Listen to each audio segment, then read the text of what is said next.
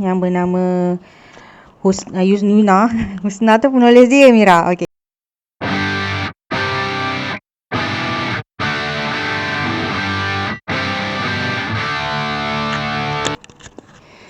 Assalamualaikum semua. Hai. Aduh lah. Okay, Assalamualaikum dan selamat sejahtera. Okay, terima kasih kerana sudi klik on untuk tengok. Adalah. Lama gila. Lama rasanya.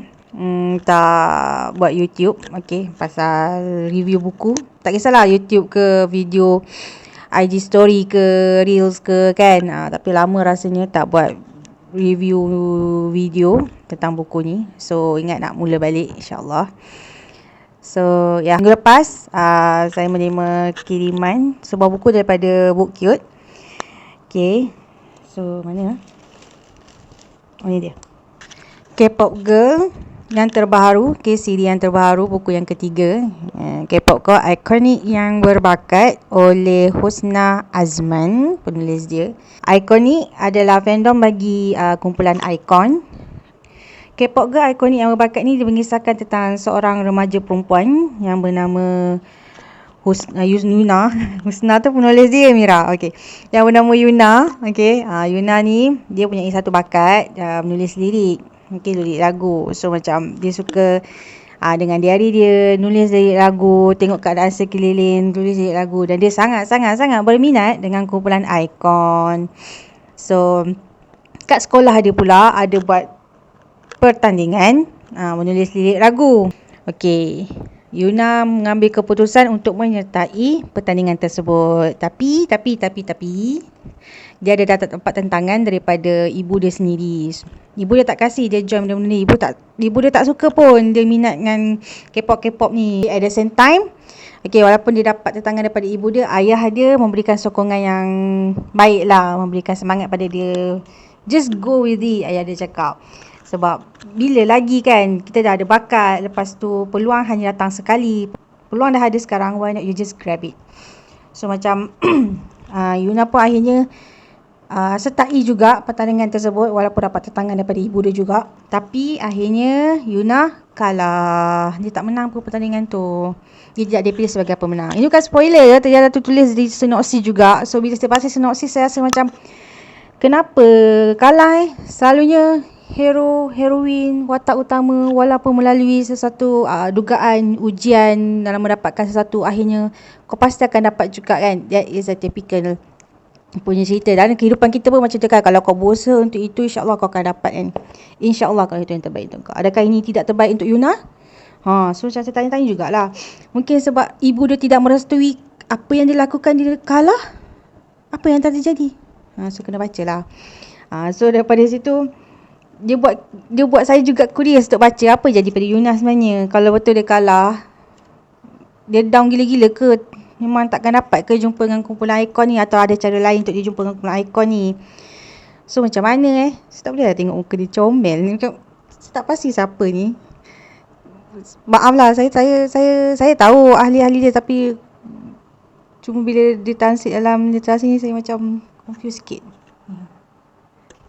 Tapi tengok depan pun comel juga Mamat ni. Dia macam kau termenung, kamu kau termenung siang kau. Macam tu, comel. Okey, berbalik pada cerita ni. So saya dapat ambil beberapa intipati daripada K-pop Girl Iconic yang berbakat ni. Intipati dia, pertamanya, dalam buku ni penulis ada menerangkan apa itu kumpulan Icon. Bagaimana Icon itu tertubuh. Berapa orang ahli. Dia orang 7 sebenarnya, tapi kenapa ada 6 je kat depan ni?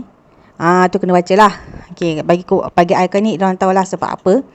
Dan ada juga diceritakan dalam ni. So yang pertama, bagi saya, buku ni dia menceritakan bagaimana seorang remaja yang betul tidak berputus asa untuk mendapatkan apa yang dia nak.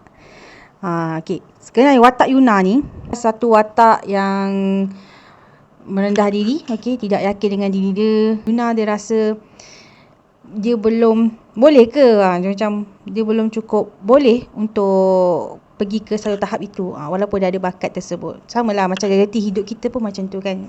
Saya pun macam tu juga. Okay, kita ada satu sifat merendah diri, rasa macam takut untuk mencuba sesuatu yang baru, takut untuk mencuba ataupun untuk mengambil sesuatu peluang yang kita rasa peluang itu tidak akan datang banyak kali. Okay, sama juga macam diri saya. So this is a reality one. Okay, just satu reality dalam kehidupan kita.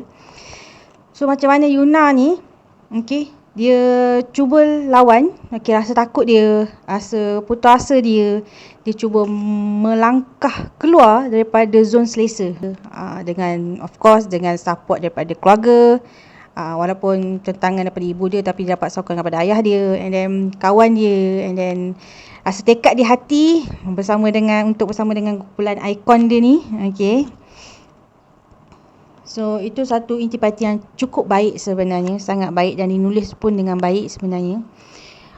Yang kedua adalah intipati yang kedua adalah konflik dengan ibu dia.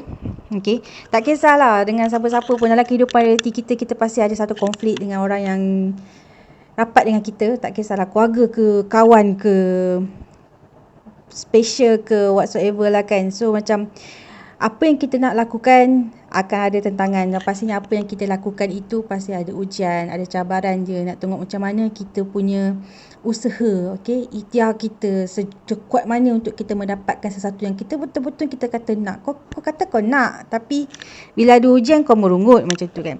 So macam itulah yang saya tengok pada Yuna ni, macam mana dia melalui konflik dia dengan ibu dia. Okey, memang satu part tu memang kena lah dengan diri saya juga kan. Saya rasa kalau orang ramai pun dia akan kena juga dengan diri orang juga.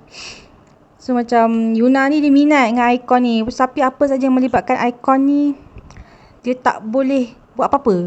Ada je ibu kata tak boleh. So macam kita ada benda yang kita nak, tapi kenapa orang tak faham macam tu kan. Macam tu lah fikiran orang zaman, fikiran kita kan, mindset kita. Kenapa orang tak faham, kenapa korang tak nak berikan aku peluang untuk melakukan apa yang aku nak. Okay, betul pada pihak yang sebelah sana, maksudnya pada pihak lain mengatakan bahawa mungkin terbaik untuk kita ataupun mungkin yang tidak baik untuk kita. So macam okay, aku tahu benda ni tak baik untuk kau, so janganlah buat macam tu kan. So macam sebab tu lah dapat tentangan, jangan. Tapi dari side kita mempunyai satu pemikiran yang berbeza.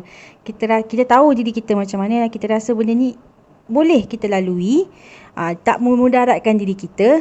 So why not just give me one chance to prove it to you. Macam tu lah. So macam Yuna menghadapi konflik itu dalam cerita ini. Okay. Aku rasa macam gila baca buku ni. Tapi part tu lah. Tapi penulis dia meleraikan konflik tersebut dengan begitu baik, dan dapat tengok walaupun Yuna ni adalah fiction, okay, karakter fiction, biasa cerita fiction kan, tapi cara Yuna ini menyelesaikannya ia dengan begitu matang pada usia remaja yang sebegini saja. So benda tu at least nilai dan sikap Yuna itu, kematangan itu kita boleh ambil. Maksudnya kita boleh leraikan juga konflik yang kita ada itu dengan cara yang begini. Bukanlah bergaduh, bukanlah lari pada rumah, bukanlah kita nak pukul semua orang, bakar rumah ke apa ke, tidak. Ada caranya yang Yuna gunakan untuk menyelesaikan konflik dia dengan ibu dia. Yang ketiga adalah intipati menghargai bagi saya, di mana peminat menghargai apa yang diminati, dan apa yang diminati itu menghargai peminat mereka. Dan kalau kita pun, kalau macam kita baca kat mana-mana pun, kita tengoklah kat YouTube ke TikTok ke atau mana-mana video pun yang berkaitan dengan K-pop ni, tengok bagaimana kumpulan tersebut dia menghargai peminat diorang, macam mana diorang menjaga peminat diorang tu kan, menjaga merhati diorang dan sebagainya. Itu ada juga dalam ni sebenarnya, ada juga ada satu scene tu memang ada juga. So macam penulis ni bijak lah, dia meletakkan bukan saja konflik keluarga, konflik diri. Okay, Yuna ni dah ada konflik diri dia sendiri, yang intipati yang pertama. Lepas tu keluarga, intipati yang kedua. Dan yang ketiga ni adalah konflik, bukan konflik lah, kita kata macam intipati ataupun isi daripada sekeliling.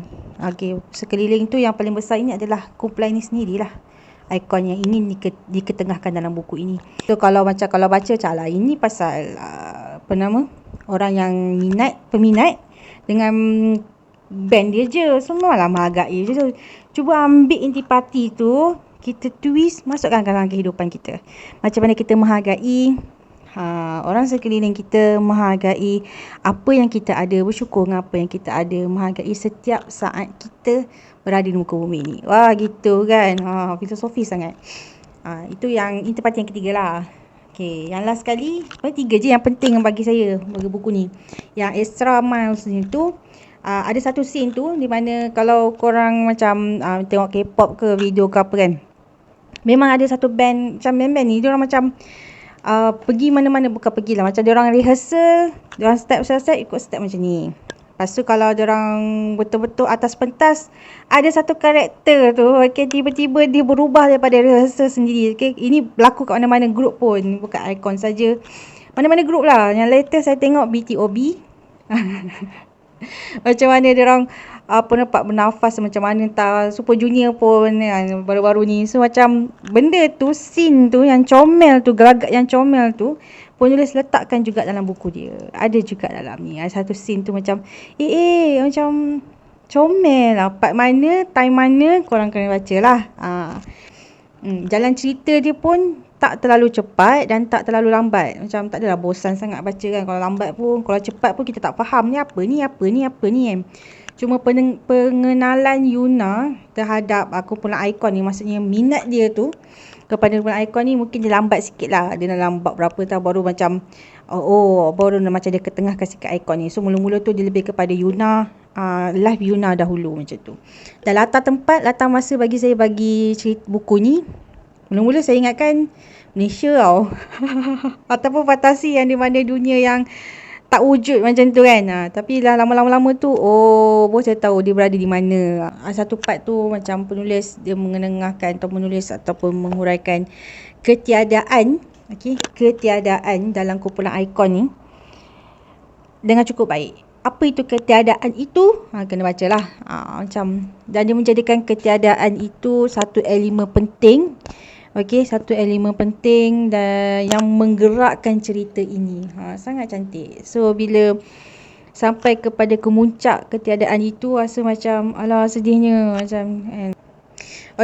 So it's a recommended. So bagi saya kan bagi je anak-anak saya baca ni.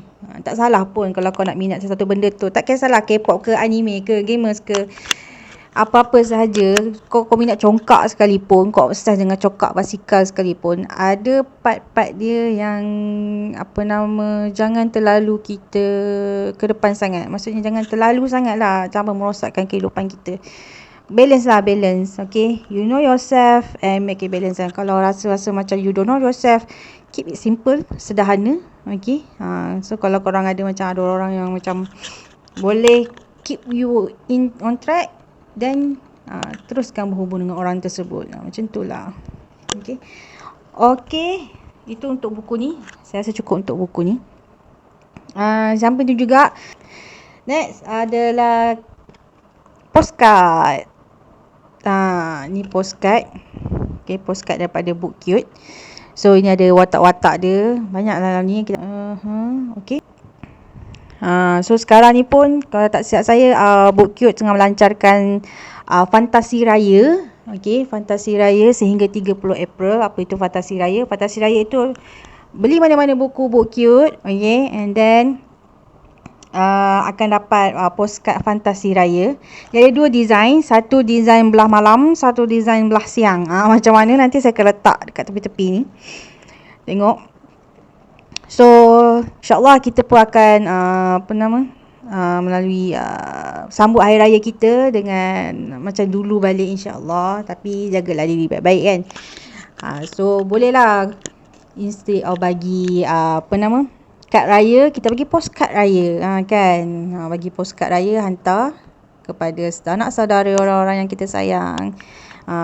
Comel dia punya fantasi raya tu. So hari ni pun insyaAllah saya akan hantar. Saya akan tulis hantar kat abang saya yang jauh di Jepun sana. Berapa lama dah tak balik. So kita hantarlah kad ni, insyaAllah. Kita tunggu yang Mira hantar kad ni kat Angah. InsyaAllah kalau cepat sampai dah ni, nanti Mira tulis. Ni postcard raya. Thank you so much. Alhamdulillah. Okay, then itu je. Itu je untuk K-pop girl ikonik yang berbakat. Okay, itu buku siri yang ketiga. Dalam siri K-pop girl, yang pertama adalah K-pop girl Monbet yang tak sup. This one. Okay, pasal Monster X. Penulis dia adalah saya sendiri. Yang keduanya adalah K-pop girl Army yang bertuah. Okay. Yang ini oleh Husna Rosli. Husna juga namanya penulis tersebut. Ini agak arah-arah macam gara-gara macam fantasi sedikit. Fantasi. Tapi seronok. Kalau baca ni dia macam kita berada, kita macam melalui tengok drama Korea. Ini pun. Okay. Okay lah. Itu saja untuk sesi review saya pada kali ini. Dan terima kasih ke menonton setia hingga ke akhirnya. Terima kasih. Teruslah support saya. Cewa tak adalah. Boleh follow IG saya, FB, YouTube kalau follow, dan like, subscribe and share. Okay. Jumpa lagi insyaAllah dalam video-video yang akan datang. Dan selamat berpuasa. Okay, selamat menjalani ibadah puasa. Dan semoga tahun ni lebih baik daripada tahun yang sebelumnya. Okay. Dan okay, jumpa lagi. Bye.